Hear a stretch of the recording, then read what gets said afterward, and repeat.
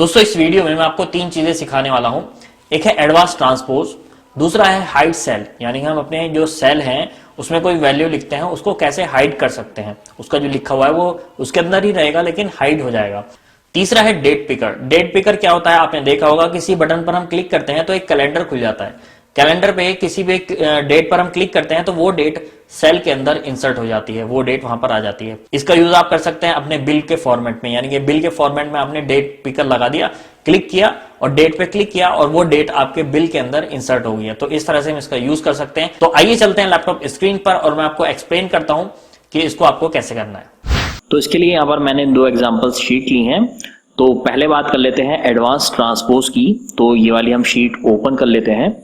देखिए यहाँ पर सिंपल सा डेटा है, सीरियल नंबर है और यहाँ पर है नाम। ओके, अब देखिए यहाँ पर जो हमारा डेटा है वो जा रहा है नीचे की साइड को, यानी कि हेडिंग ऊपर है और डेटा नीचे की साइड को जा रहा है। अब कभी कभी कंडीशन ऐसी आ जाती है कि हमारा जो डेटा ये नीचे को जा रहा है, हम चाहते हैं कि हमारा डेटा इस तरह से जाए राइट साइड को, यानी कि हमारा सीरियल नंबर यहाँ आ जाए और यहाँ पर नेम आ जाए और बाकी डेटा उसी हिसाब से यहाँ पर फिल हो जाए। तो इसके लिए हम यूज करते हैं ट्रांसपोज कमांड का। अब इस ट्रांसपोज को हम एक फॉर्मूले से भी कर सकते हैं और इसकी बाय डिफॉल्ट एक कमांड होती है उससे भी कर सकते हैं पेस्ट स्पेशल में जाकर। तो चलिए मैं आपको बताता हूं। सबसे पहले हम डेटा को सेलेक्ट करेंगे, कंट्रोल सी करेंगे कॉपी, और यहां पर मैं करता हूं राइट क्लिक और पेस्ट स्पेशल में जाएंगे ट्रांसपोज और ओके। तो अब देखिए यहाँ पर जो हमारा डेटा है, सीरियल नंबर यहाँ पर आ गया है, नाम सीरियल नंबर ये जा रहा है और नाम यहाँ पर इस तरह से आ गया। तो एक तो तरीका ये है जो कि बिना फॉर्मूले वाला है। अब हमें कभी कभी जरूरत पड़ती है कि हम इसको फॉर्मूले के थ्रू करें, तो मैं आपको फॉर्मूला सिखा देता हूं। देखिए यहाँ पर हमें क्या करना है, सबसे पहले हमें अपने डेटा का एरिया सेलेक्ट करना है जिसके अंदर हमारा ये वाला डेटा फिल हो जाएगा। तो मैं यहाँ से दो सेल लेता हूँ क्योंकि हमारे दो हेडिंग हैं, दो मैंने इस तरह से सेल सेलेक्ट कर लिए हैं और अपना ये यहाँ पर मैंने इस तरह से मैं यहाँ पर ले लेता हूँ। इतने मैंने सेल ले लिए हैं। अब यहाँ पर हमें क्या करना है, हमें यहाँ पर फॉर्मूला लगाना है। एरिया सेलेक्ट करने के बाद आपको फॉर्मूला लगाना है। तो equal to transpose TRANSPOSE bracket start. अब देखिए यहाँ पर एरे यानी कि एरिया, आपका डेटा का जो एरिया है वो आपको बताना है जिसको आपको ट्रांसपोज करना है। मुझे इस पूरे डेटा को ट्रांसपोज करना है। अब हम करेंगे ब्रैकेट क्लोज। अभी हम एंटर नहीं दबाएंगे, हमें यहाँ पर दबाना पड़ेगा कंट्रोल शिफ्ट और एंटर, तीन बटन हमें यहाँ पर दबाने पड़ेंगे। देखिए मैं यहाँ पर दबा रहा हूँ तीनों बटन। तो अब देखिए यहाँ पर क्या हुआ है, सीरियल नंबर आ गए हैं सारे और नेम आ गए हैं यहाँ पर सारे। अब यहाँ पर मैं इसको सेंटर कर लेता हूँ। इस तरह से डेटा को सेलेक्ट करना है, सेंटर करना है। अब बाकी जो भी आपको फॉर्मेटिंग करनी है वो आप यहाँ पर आसानी से कर सकते हैं। अब जो भी वैल्यू हम यहाँ पर चेंज करेंगे, जैसे कि मैं यहाँ पर ये कर देता हूँ एंटर, तो यहाँ पर ये वैल्यू ऑटोमेटिकली चेंज हो जाएगी।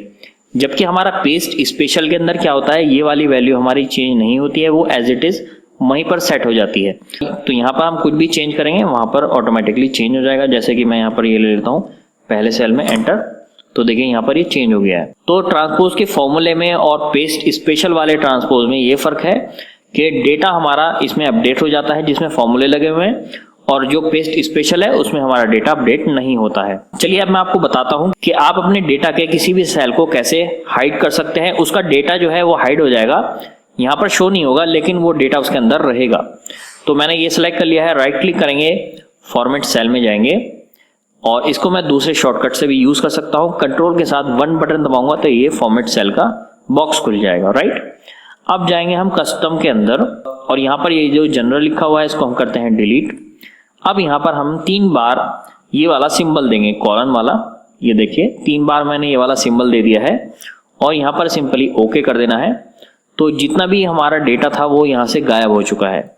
लेकिन अभी देखिए यहाँ पर जो हमारा लिखा हुआ है वो यहाँ पर है, राइट, यहाँ पर है, लेकिन हमें शो नहीं हो रहा है यहाँ पर। इसका हम एक दूसरी तरह से भी यूज कर सकते हैं।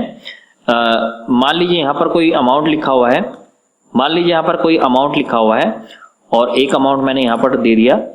अब मैं इसकी मल्टीप्लाई इससे करता हूं, एंटर करते हैं और इसको मैं हाइड कर देता हूं फॉर्मेट सेल में जाकर कस्टम, और इसको डिलीट करना है। 3 बार ये हमें सिंबल देना है और ओके कर देना है। तो यहाँ पर हमारा रिजल्ट आ गया है, लेकिन सेल जो है वो हाइड है। यहाँ पर मैं वैल्यू चेंज करता हूँ 15, एंटर। तो देखिए यहाँ पर अमाउंट चेंज हो रहा है और यहाँ पर वैल्यू जो है वो शो भी नहीं हो रही है। अगला फंक्शन है कैलेंडर पिकर का। उसके लिए मैंने यहाँ पर ये एक इनवॉइस का फॉर्मेट लिया है, इसको मैं ओपन करता हूँ। अब जब हमें अपना सेल्स का इनवॉइस बनाना होता है तो हमें वहां पर बार बार डेट डालनी पड़ती है। तो यहाँ पर हम कैलेंडर पिकर का यूज कर सकते हैं, काफी काम का टूल है। तो उसके लिए हमें डेवलपर ऑप्शन को एनेबल करना पड़ेगा। यहाँ पर एक डेवलपर ऑप्शन आ जाएगा, उसको एनेबल करने के लिए हम जाएंगे फाइल के अंदर और सबसे लास्ट में जाएंगे ऑप्शंस के अंदर। इसके बाद यहाँ पर हमें ये विंडो मिल जाएगी। यहाँ पर हमें जाना है कस्टमाइज रिबन के अंदर। इस पर हम क्लिक करेंगे तो यही इस तरह से विंडो आ जाएगी और यहाँ पर एक डेवलपर का ऑप्शन दिया गया है, इसको हम क्लिक करेंगे, टिक कर देंगे और ओके कर देंगे। तो देखिए यहाँ पर हमारा एक ऑप्शन बढ़ गया है डेवलपर के नाम से। अब हम यहाँ पर क्लिक करते हैं और यहाँ पर आपको इंसर्ट में जाना है। इंसर्ट में सबसे लास्ट में यहाँ पर एक है मोर कंट्रोल के नाम से ये ऑप्शन मिलेगा आपको, इस पर हम क्लिक कर देंगे। अब देखिए यहाँ पर काफी सारे टूल आ गए हैं, इसको हम नीचे जाएंगे और माइक्रोसॉफ्ट डेट पिकर उठाएंगे। देखिए यहाँ पर हम जाएंगे Microsoft date and time picker control, इस पर हम क्लिक करेंगे और ओके कर देंगे। अब देखिए यहाँ पर ये एरो आ रहा है, जो हमारा माउस पॉइंटर है एरो में कन्वर्ट हो गया है। अब जहां पर भी मुझे डेट पिकर डालना है मैं वहां पर सिंपली क्लिक कर दूंगा। जैसे कि मैं यहाँ पर इसको यहाँ पर ले लेता हूं, मैं क्लिक करता हूं ओके, और मैं इसको थोड़ा बड़ा कर लेता हूं क्योंकि ये छोटा हो गया है। ये देखिए ये हमारा डेट पिकर आ गया है। अब हम इस पर राइट क्लिक करेंगे और प्रॉपर्टीज में जाएंगे। अब हमें क्या करना है, इस वाले सेल को इस कैलेंडर पिकर से लिंक करना है ताकि हमारी जो यहाँ पर डेट चेंज करें वो यहाँ पर ऑटोमेटिकली हो जाए।